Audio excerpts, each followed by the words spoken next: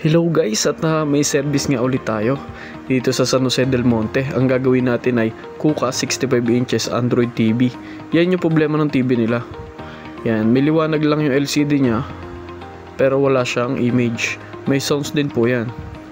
Hindi lang po nagpa-function ang kanilang LCD. Kaya yan, ang possible na problem yan is screen. Kaya yan, binuksan na nga po natin ang unit. Kasama nga pala natin dyan si Boss Dennis. Binuksan na po natin siya at checkin po natin kung saan ba nagmula yung problema, kung ba't walang image na lumalabas dun sa TV nila. Ayan guys, baka may mga TV unit kayo na ganyan din ang problema. Kontakin nyo lang po kami at gawin po natin ang mga TV unit nyo po.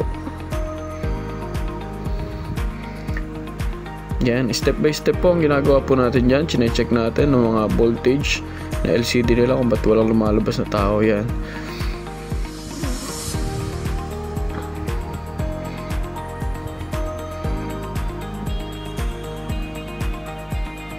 Ayan, chinek po natin dyan isa-isa yung supply nung screen nila kung ba't walang lumalabas. At yan nga, nung binuksan na nga natin, nung chinek na nga natin, ay may nakita tayo na dito nagmumula sa side na to yung problema ng TV nila. Kaya yung pyesa na malilid sa LCD is iisa-isahin po natin yan hanggang sa makita natin kung ano yung pyesa na sira, kung ba't ayaw magtuloy na mag-image ang kanilang TV. Ayan guys, message lang po kayo or comment po kayo kung may nais po kayo ipagawa ng mga TV unit po. Yan po ang ginagawa po namin dyan sa San Jose del Monte. Kuka 65 inches Android TV na po siya. Yan guys, baka meron kayong mga kamag-anak, kapitbahay, mga kakilala na may mga sirang mga TV unit, paki-recommend naman po kami para po magawa yung mga TV unit po nila.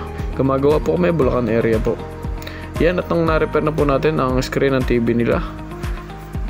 Yan, nag-image na po siya. Kaya kanina kung mapapansin nyo, no image, ngayon ay may image na po ang kanilang TV. Ayan, mukhang successful ang trabaho natin ngayong araw. Ayan na po, may image na po siya. Yan guys, hindi natin pinapakita kung anong ginagawa natin sa TV, kung paano natin nire-repair, kasi baka subukan ng ibang nating mga customer na repair ng TV nila is baka lalong masira, sayang naman. Yan guys, paki-like and follow and share na lang din ang ating video para sa mga tao na naghahanap ng home service TV repair po.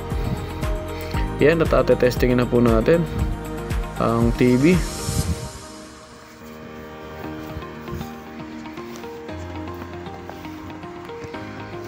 Yan guys, baka ganyan din ang problema ng TV nyo or ng mga kamag-anak nyo is repairin po natin. Recommend nyo po kami